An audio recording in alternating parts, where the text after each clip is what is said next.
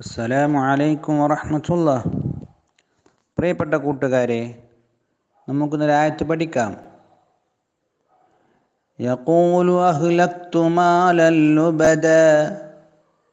അവിടെ ഒന്നാമത്തെ അക്ഷരം യാ, ചുവപ്പ് നിറത്തിൽ ഖൂ, നീല നിറത്തിൽ ലമ്മ് നീട്ടാനുള്ള വാവ്, മഞ്ഞ നിറത്തിൽ ലു, യഖൂലു. അതിനുശേഷം പച്ച നിറത്തിൽ ആ, ചുവപ്പ് നിറത്തിൽ ഹ്, നീല നിറത്തിൽ ല, മഞ്ഞ നിറത്തിൽ ഖ്, കാഫ്, കാഫിന് സുക്കൂന്, പച്ച നിറത്തിൽ തു, അഹ്ലക്തു. അതിനുശേഷം ചുവപ്പ് നിറത്തിൽ മ,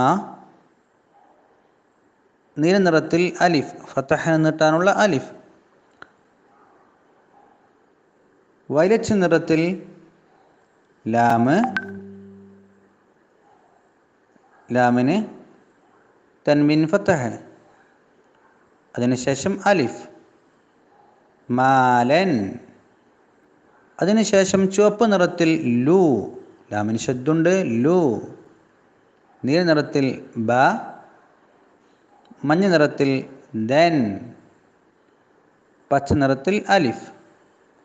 ഇനി നോക്കൂ, അതിന് താഴെയുള്ള വരിയിലേക്ക് നോക്കൂ. ഇങ്ങനെയാണ് അതിനെ കൂട്ടി എഴുതുകയും ഓതുകയും ചെയ്യേണ്ടത്.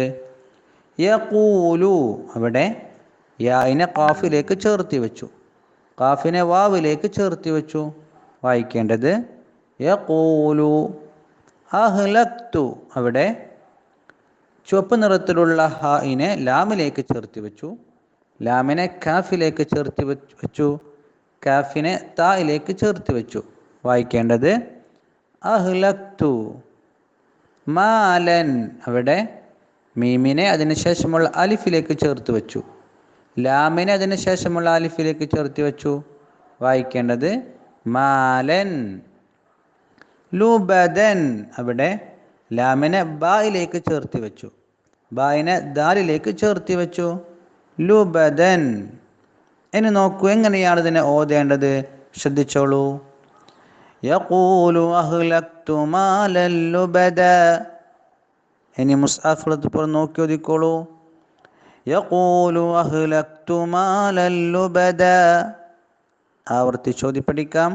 അല്ലാഹു അനുഗ്രഹിക്കട്ടെ. അസ്സലാമു അലൈക്കും.